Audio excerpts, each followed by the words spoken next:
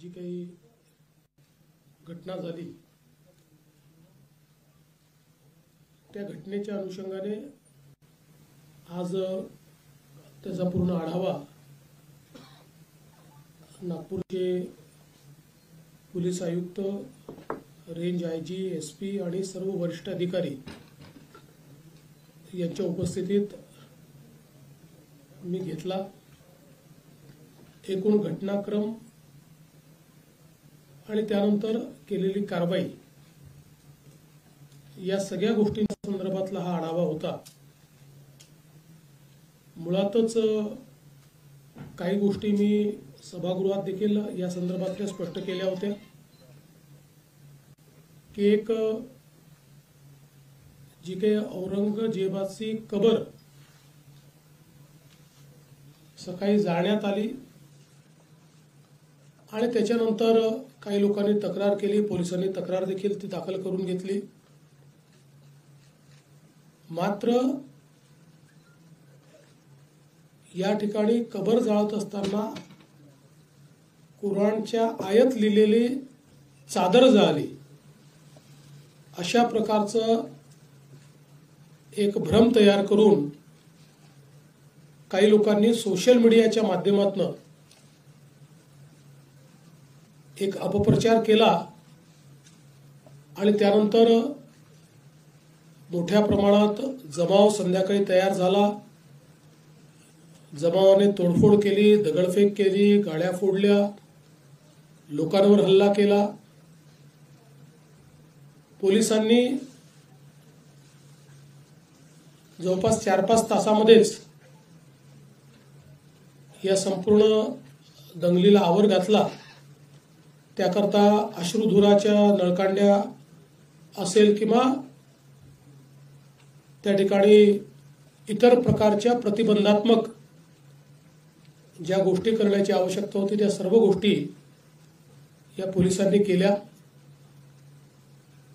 या घटनेचे जेवढे सीसीटीव्ही फुटेजेस अवेलेबल होते किंवा खाजगी लोकांनी देखील जे काही आपल्या मोबाईलवर चित्रीकरण केलं ते चित्रीकरण असेल, काही पत्रकारांनी चित्रीकरण पोलिसांपर्यंत दिलेलं आहे, अशा सगळ्या चित्रीकरणामध्ये जे दंगेखोर दिसत आहेत त्यांच्यावर अटक करण्याची कारवाई पोलिसांनी सुरू केली आहे। 104 लोक आतापर्यंत आयडेंटिफाय झाले आहेत, ज्यामध्ये 92 लोकांना अटक केली आणि 18 वर्षाच्या खालचे विधी संघर्षित असल्यामुळे त्यांच्यावर ज्या प्रकारची कायद्याने कारवाई करता येते ती कारवाई करण्यात आली आहे। आणि अजूनही हे आयडेंटिफिकेशन चाललेलं आहे। याही पेक्षा जास्त लोक हे या ठिकाणी अटकेमध्ये घेण्याचा पोलिसांचा मानस आहे। जो व्यक्ती दंगा करताना दिसतोय, दंगेखोरांना मदत करताना दिसतोय, अशा प्रत्येकावर कारवाई ही करण्याची मानसिकता या ठिकाणी पोलीसची आहे। त्या दृष्टीने पोलिसने कारवाई सुरू केलेली आहे आणि यासोबत मोठ्या प्रमाणात सोशल मीडियाचं ट्रॅकिंग करून ज्या लोकांनी ही घटना घडावी किंवा ही घटना ॲग्रिवेट व्हावी म्हणून पोस्ट केलेली आहे त्या सगळ्यांना दंगेखोरांसोबतच सहआरोपी बनवलं जाणार आहे। कारण त्यांनी सोशल मीडियाच्या माध्यमातून हा दंगा भडकवण्याकरता त्या ठिकाणी मदत केलेली आहे, त्यामुळे त्यांच्यावरही कारवाई केली जाणार आहे। जवळपास 68 पोस्ट या आतापर्यंत आयडेंटिफाय होऊन डिलीट झालेल्या आहेत आणि त्यांच्यावर कारवाई झाली आहे।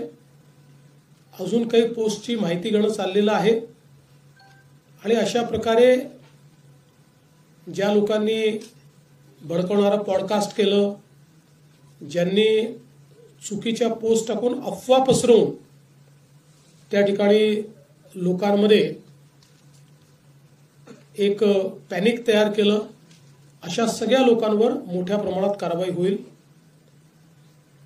ज्या लोकांचं नुकसान झालेलं आहे, गाड्या फोडणं, काहींच्या पार्शली गाड्या फुटल्या आहेत, त्या सगळ्यांना पालकमंत्र्यांनी स्वतः लक्ष घातलेलं आहे. त्या सगळ्यांना नुकसान भरपाई ही येत्या 3 ते 4 दिवसात दिली जाईल. आणि आता जो काही आपण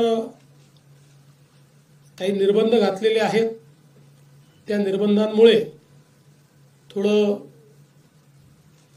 जनजीवनावर परिणाम होतोय, व्यापारावरही परिणाम होतोय.